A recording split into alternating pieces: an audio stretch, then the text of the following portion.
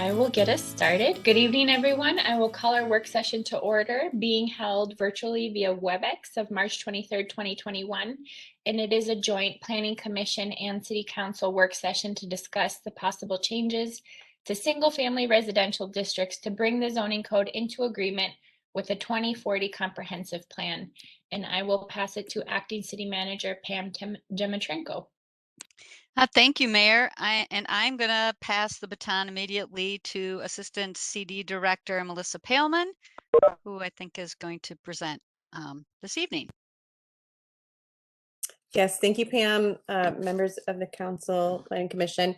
So Ryan and I tonight are going to discuss with you just the beginning stages of some of the changes that we're considering for the single family residential districts.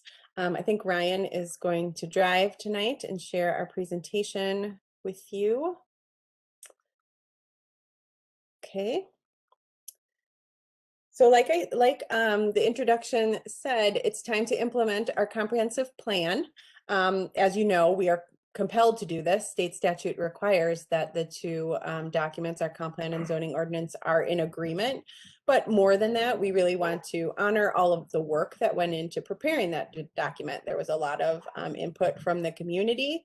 The comprehensive plan is our visionary document. It includes our goals for the future and where we want Richfield to go. And so it's important that we establish the policies that will get us there. Some of the framework for that work, just to remind you and kind of frame this discussion for you, we committed to equitable opportunities for all. We would like to emphasize sustainability as a measure to ensure the future economic, environmental, and social health of the community. We wanted to strengthen, enhance the low density residential areas, and also to maintain a diversity of housing types and ranges. So as we get into this tonight, we're going to go through some of our current zoning standards, how they align with the comp plan now, some larger trends in housing and development, and then we'll look to you for some feedback on how to move this alignment forward. So I'm just going to start with some numbers. This is our comp plan map that we adopted in 2040. Oops, if we can go back one slide, thanks. So the low density residential, or I'll call it LDR for short sometimes tonight, category covers 44% of the city's land area. The next largest category is right-of-way, and that's 27%. So adding those together, about 70% of our community is dedicated to low density residential development and roads. Once you take out the roads and the parks, 2/3 of the developable land in the community is dedicated to this low density residential. And this makes sense for anybody who knows the history of Richfield. It was developed as a bedroom community. Early leaders deliberately limited commercial and multifamily uses. And then, as you know from last week's Just Deeds presentation, a lot of the single family homes and developments and lots that were created here were restricted with racial covenants. So unless you were white and Christian, you really weren't allowed to partake or live in a lot of Richfield. So you'll also know that Richfield and Minnesota have significant gaps in homeownership rates and wealth accumulation between our white population and our BIPOC communities. So we'll talk a little bit more about equity, but I wanted to address it up front.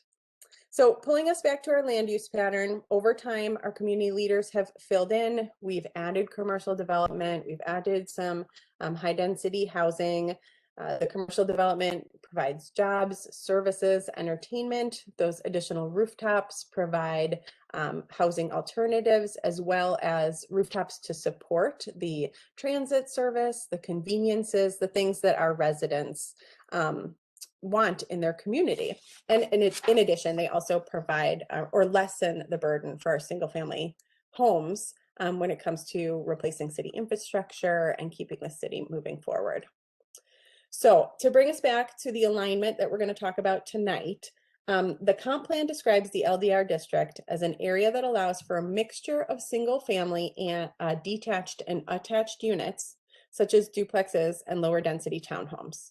So the comp plan is allowing for a variety of low density types of development, but as we'll get into, our zoning code makes anything other than a single family home and even some single family homes difficult to build, even if they meet our comp plan guidance. Ryan, if you can advance. So we're going to start with our single family home regulations. Right now, the current minimum lot size for a new single family lot is 6,700 square feet. There's a high proportion of our existing lots that don't meet this. 17% of existing single family homes are on a lot that is smaller than that. And, you know, we don't hear a lot of complaints about those. If we do the math, to allow up to 7 dwelling units per acre, which is what the comp plan allows, that would allow lot sizes to come down to about 5,900 square feet. And I know 800 square feet might seem like a large difference, but if you think about a typical Richfield lot, which is about 130 feet deep, that's really only 6 feet of width that would be reduced to lessen it, that 800 square feet. Ryan, if you can move on. So the R district also technically allows duplexes, as the comp plan calls for. The minimum lot size for a duplex is 9,000 square feet. In addition to that, you need a conditional use permit to build a duplex in the R district, and they're only allowed on our busier roads, our arterials and collectors. So there are right now only 8 duplexes in the R and R1 districts. 3 of the 8 don't meet that minimum lot size. And I'll just throw out there that we do have a 2-family zoning district, our MR1 district. There are 122 parcels in the whole city that are zoned MR1. Some time ago, the city went through and identified those duplexes and said, this one's MR1, this one's MR1, this one's MR1. They made almost every duplex MR1. Largely, none of them meet the requirements of that district. So as of right now, there are 9 parcels in the city, in the whole city, where someone could remove a single family home, build a new duplex without a conditional use permit, but the chances are they would still need a variance. So there's no place in the city where you can easily build a duplex. And there are no sites in the city where you could build a low density townhome without a conditional use permit. Ryan, if you could advance. Okay, so what do we do about this when our comp plan says that we're going to allow these things, but our zoning code really restricts them? We could focus very narrowly on adjusting the dimensional standards, you know, making sure that the R district lot sizes come down to what the comp plan says is allowed. But we feel like we should look at this from a much broader viewpoint and think about what we're actually trying to achieve and what the comp plan is calling for. If we truly want to allow duplexes and low density townhomes, then perhaps we should think about some additional changes to the zoning code. So I'm going to turn it over to Ryan. He's going to talk a little bit about some larger trends that might influence how we want to look at these, and then some initial ideas that we've started to discuss at a staff level. And then we'll come back to you for some feedback. Thanks, Melissa. So the first trend that I think should be called out for what it is, and this is going to be no news to the folks on this call, that people want to be in the community. We expect that there will be continued demand for housing in this. It's being out through anecdotally through the hot real estate market that we hear about, also through the fact that for some time now, rental vacancies have been under 5% and trending negatively. So 5% is the generally held standard for a healthy rental market. So we know there is great demand to be in the city. Again, I don't have to hit on why. You know, we have proximity to key services and employment centers and high connectivity and just overall high quality of life. And my short time here with the city, I've heard a number of times from folks that really want to stay in Richfield and stay the whole life. So we are looking at, again, increased demand. And on the next couple slides, I'll kind of go over some of the housing delivery trends that we are cognizant of when we want to take a look at the zoning allowances for residential districts. And also I will briefly touch on and flesh out a little bit more the middle housing project that Melissa alluded to as being reflected and memorialized in our comprehensive plan. So the trends that I will just briefly go over are in relation to the multifamily product. I know we're talking about low density residential districts, but these trends are important to keep in mind because frankly, the lion's share of new housing units are being delivered through the multifamily product. So we know for the last have just been getting larger in terms of the number of units in a building. Developers aren't really doing the 16, 20 unit buildings that they used to 20, 25 years ago. We also know that in the community there's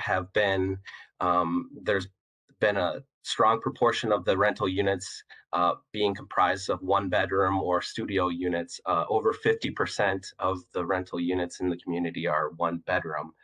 So with multi being kind of share of delivery, that product has been trending more towards one bedroom in terms of what's being built. So we just want to be cognizant of those trends because, from a multi-generational family standpoint and a family living standpoint, one bedroom products aren't really conducive. So on the next slide, we'll kind of go over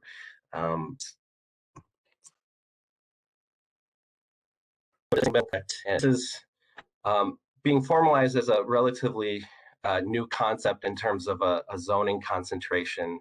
Opticos Design is kind of leading the charge on this, and they've been advising communities all throughout the country. And what they mean by missing middle is those range of housing types from meeting that middle between detached single-family residential and mid-rise apartments. So these include your duplexes, fourplexes, and townhouses that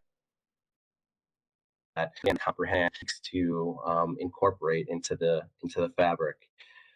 Generally, as Melissa mentioned, these have a precedent of being integrated into the community, but now we find that it's more difficult to build with current zoning requirements. So we feel that this has currency here in the community because it provides the goal of life cycle housing. When folks start out, they might not want to live in an apartment, but can't afford to buy. So they find it. And conversely, folks that are empty nesters might want to downsize and not have the maintenance responsibility. So they might look to a duplex type product. And from a wealth building perspective, we find that generally the 2 to 4 unit complexes are owned nationwide by individual investors for 70% of that product. So these are the houses that allow to community and build generational wealth. Anecdotally, we hear from folks that want to live close to their family. Perhaps we were talking with a father and son where the father, they would build the duplex and that would allow the son to own it and build some generational wealth. So we know that there's certainly interest in this type of product from that perspective. And the key to what Opticos and what current zoning requirements are looking at is making sure that this missing middle product is context sensitive, and there's an emphasis on molding the requirements to really emphasize the house scale so that it is actually a transition between detached and mid-rise housing forms. Melissa mentioned that there are quite a few existing precedents for duplexes, and even though The zoning requirement currently allows those to be on arterials and collectors. We can see from the map that that's not necessarily the case of where they're being built and integrated into the community. So we find that there certainly is an option to look just beyond that from a context perspective, that these can be assets to the neighborhood.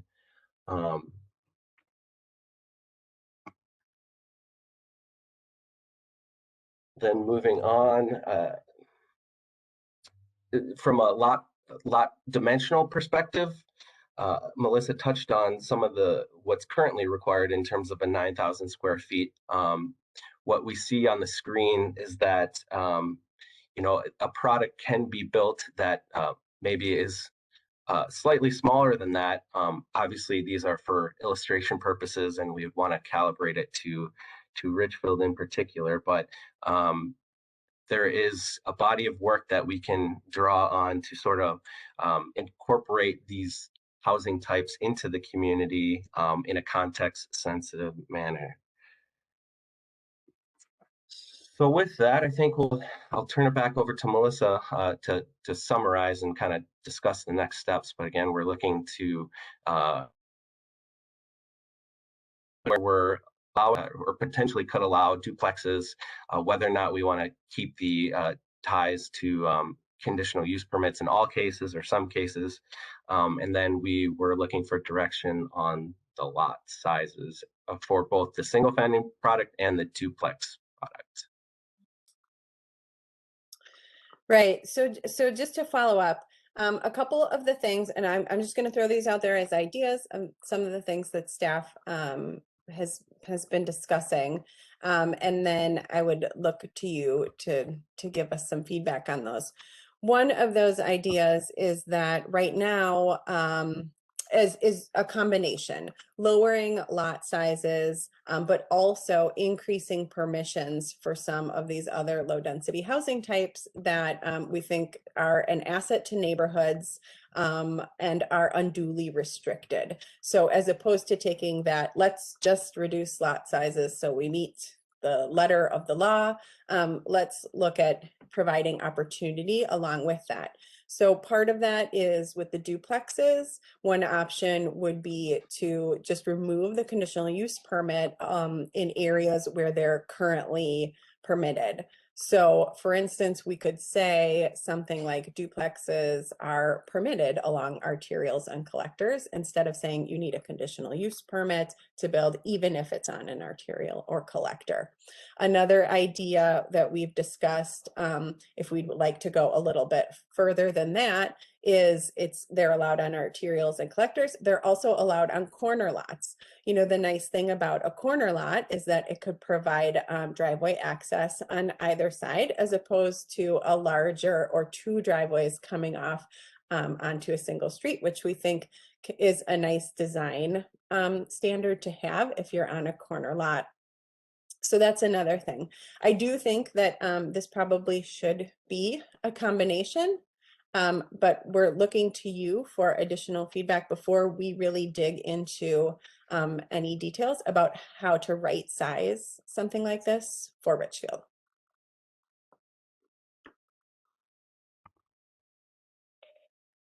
Thank you. So just a quick question, is there more presentation or discussion from staff, or do you want to move to the council and commission discussion portion? Yep, I'd like to move to the council and commission. Great. Thank you so much to staff for that presentation. I'll just open it up for folks' feedback, comments. Councilmember Hayford O'Leary. Thank you.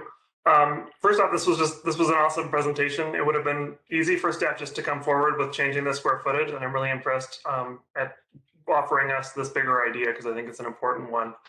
To give a very clear answer, I certainly support fixing the lot size thing. As I've mentioned to people in the past, I currently live on one of these illegal 50-foot lots that could not be platted today under the current zoning code. So it seems very low-hanging fruit to fix that. For the duplexes, I think, honestly, I think staff has made such a good case of how problematic they are now that they just aren't being built. I would personally favor just allowing them citywide anywhere in the residential district. with the caveat that I think we should have design standards that would prevent the concerns that Melissa just raised about, I don't want 40 feet of driveway coming off or something that looks completely out of character, but I think the 2 dwelling unit thing makes a ton of sense. It makes sense, having had conversations with people, I know oftentimes I can be a little bit more on the pro density thing, and I certainly hear from people on the other side, but I almost never hear concerns about this kind of housing. If anything, it's townhomes and duplexes that people are asking for more of. And the real concern is the more visible, tall, boxier apartment buildings. So when we have this opportunity, I don't think we're going to see, a huge turnover. We haven't with ADUs. It's going to be a slow process, but I think this is a good thing for the community. I think we should allow it on every lot. Thank you, Councilmember Hayford O'Leary. Other questions or comments from folks? Councilmember Whalen and then Councilmember Troutman. I'll just share that this is how I moved to Richfield. I rented a duplex for 2 years, and that's how we could save up money to buy a house. I know not there's a whole bunch of other reasons why people would want duplexes, but we lived on a corner lot, and it was great. We lived next to some other duplexes. It was several $100s cheaper to rent there than a full single family home, and not that much more expensive than an apartment. And so I think they're a great housing option that we should make more available. This would have been like 3.5 years ago. When we were looking, there were only 2 duplexes available at any price point for rent when we were looking. And so I think absolutely there is not enough of this type of housing. I think the speed at which people are buying the townhomes that are going up over by Target is a sign that townhomes are also a popular option that we don't have much of. So I would echo Councilmember Hayford O'Leary's comments. I don't see any reason to not have this be an option on nearly every lot.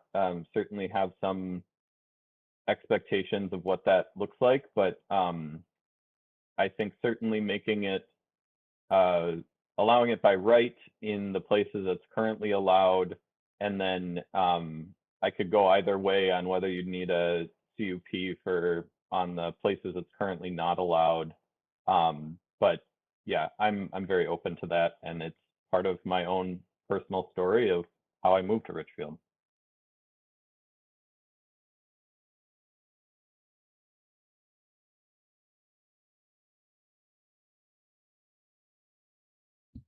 Councilmember Thank you, Troutman. Mayor. Yep, and then we'll go to Brendan afterwards. Thank you, Mayor. I think I want to echo the comments of both my colleagues, but particularly what Councilmember Hayford O'Leary shared about the general orientation that we should have towards more housing options and more home ownership options. And I appreciated from staff talking about the kind of investors and developers who tend to build duplexes, and the kind of local investment being recycled back into our own community and giving neighbors and local residents an opportunity to develop an asset that they may already have, which I think is really a great option. And I would, similarly to Councilmember Hayford O'Leary, support even expanding opportunities further to put duplexes in different parts of our community. And I think his point's well taken about trying to proactively or address concerns about how duplexes can conform with the neighborhood, but I would support it without reservation.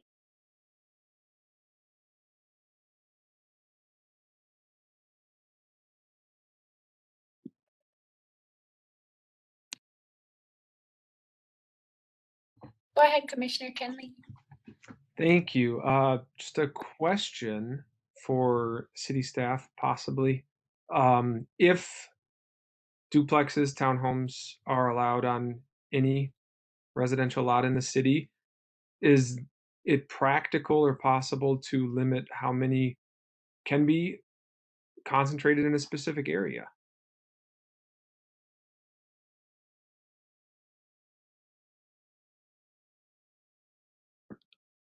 Commissioner Keneally, you know, I am aware of some communities that have limited things like rentals in a particular area. Those cases have gone to court, but I believe the rules have been upheld. It does, and I don't know that this would be as much of a problem with something like a duplex, but it does create kind of a first person in or a, you know, last person in kind of feeling. To be honest, I don't think that just because of the cost of housing, especially the cost of removing a home and building another, I don't believe that this would ever become so widespread that we'd pass a threshold, but I guess it depends on what that threshold would be, and it's something that we can definitely look into. Thank you. Commissioner Kwam. Thank you, Mayor. I wondered what context sensitive meant, and I appreciated that you studied the data about who owns more of these small multiple units, that it's more local, and that's wonderful. I personally, I don't know much about it, but I don't see any problem with narrowing the lots that much. And you know how we all kind of have some of our our themes. Well, I'm probably going to sound like some things I've said before, but I don't see going from where we are now to allowing duplexes on every lot. The best research we can do is to do it incrementally. Why not start with, like Melissa said, on the corners, take away those CUP requirements, and then, you know, we can revisit this in 2 years or something. But could you tell me what context sensitive, what you meant? In that sense, I meant from a form and massing perspective. So the Opticos design, who was, like I said, kind of one of the forefront leaders in this area, they focus on enacting codes that feel and function in the context of a single family residential neighborhood. So not having that massing and form out of calibration with the surroundings.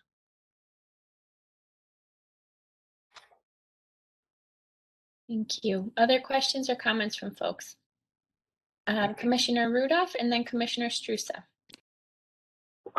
My question would be, would we keep the same height restrictions that we currently have in single family homes on the duplexes? I think it's about 27 feet at midpoint right now. Commissioner Rudolph, you know, we'll evaluate these standards. At this point, I don't see any reason why those would need to be adjusted. You know, a two-story home is currently allowed, and there could be any, you know, I imagine duplexes are either side by sides or stacked. I don't imagine them stacked as 3-story, so I don't see any reason why those would necessarily need to be adjusted at all. Thank you. Just a comment that I'm supportive of the density, increased density and duplexes on single family, much like Councilmember Hayford or Leary suggested are offered. In my mind, there's no need to limit where that it only be limited to corners and those busier roads. I think why not open it up?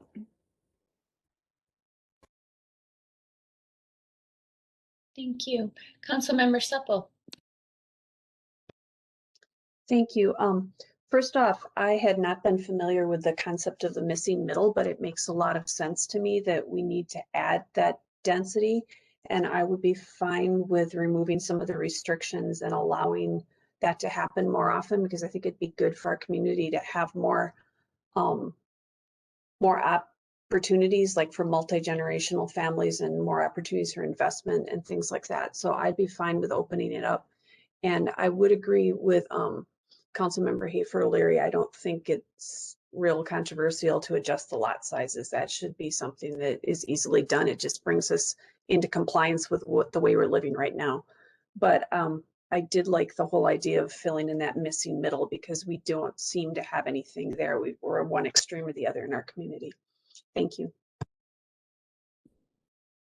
Thank you. Okay, I'll add a couple comments. So I would just also say I am in support of the staff's recommendation to remove restrictions, and then also to remove the CUP where it's already allowed, and then look at the lot sizes as well and reducing those. I am not sure necessarily on starting, definitely where the busier roads and the corner lots. I guess I feel like I want to have more discussion or better understanding versus across the whole city, and kind of what is staff's perspective on that, and why the recommendation was to like the busier, to add to the corner lots as well, versus starting with a recommendation of the whole city. Is that just because of where we are now, like Commissioner Quam said, to what kind of change that would be? So I just want to have more discussion on that, but I'm definitely in support of what staff is recommending. And I'm really excited to support this, because it's super, it is, we hear it from residents. It's also actually how I got into Richfield as well, Ben. My family was living with me, my brother and his family, and helping me pay the bills on my first and only home for the first couple months. And I couldn't have done it without them. And I hear a lot of people say the same thing, that that's a huge help for them, or it helps with their family situation or any situation, really. So I also started that way.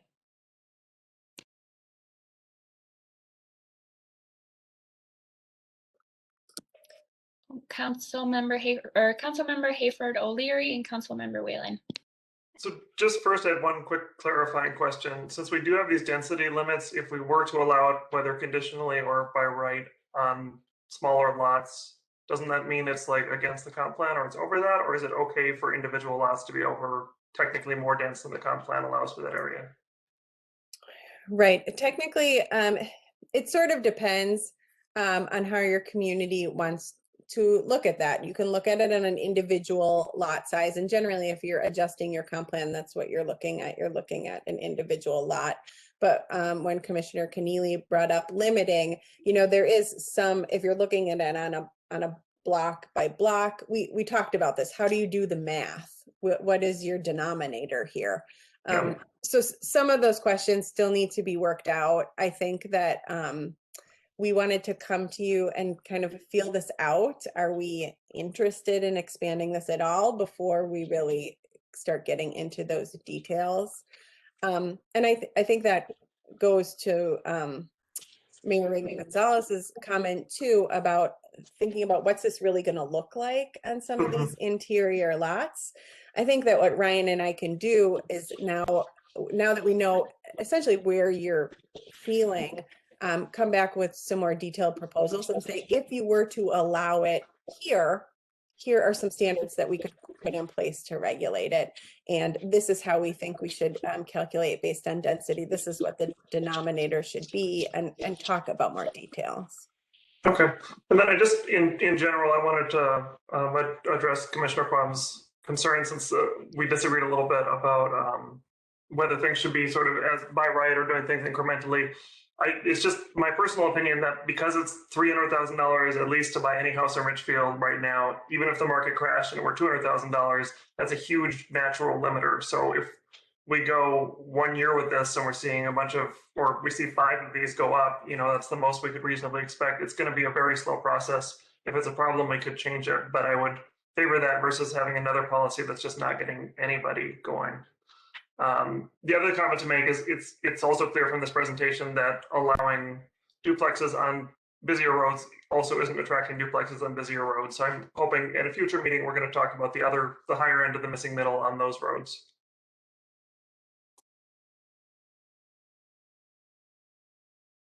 I was just going to add another quick anecdote. Since we've been talking a lot with like multifamily housing about accessibility for people with physical disabilities that I think duplexes also offer a great dignified housing option for adults with developmental disabilities. I know one of my close neighbors lives in a duplex, and well, their family lives in a duplex. Their adult son lives next door, and that has that level of independence of having his own unit, and would not be able to live in his own single family home, but doesn't then have to live with his parents or in a group home. And so just another reason I think to support this type of housing for a different scenario. Thank you. Other comments or questions from commissioners or council members?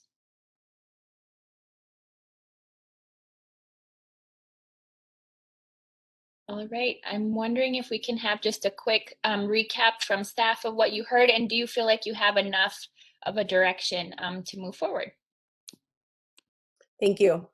So I think what I've heard is that we are supportive of lowering the lot sizes to meet the comprehensive plan density, or in and around there, some round number so that we don't have 886. And that we're also supportive of reducing some of the restrictions on building duplexes. So allowing them by right in more areas and exploring allowing them throughout the community. That's what I've heard. Next steps from staff, we'll take this information and we'll start really digging into the details now that we know that you're supportive of that. And then we'll look at bringing those back to you within a couple of months. You know, this work takes a lot of time, and I know Council Member Hayford O'Leary brought up looking at some of the other districts. We are looking to align all of our districts with the comp plan, but this is going to take us some time, especially when we're looking at changes here that we want to be very careful about and make sure that they are context sensitive, and that we have the buy-in of the community as we move forward. Absolutely. Thank you so much. So any last comments from anyone before we wrap up our work session? All right, that was an excellent presentation from our staff. Thank you so much, and a very exciting topic. Thank you, everyone. I'll adjourn our work session and I'll see the council members at 7 for our council meeting.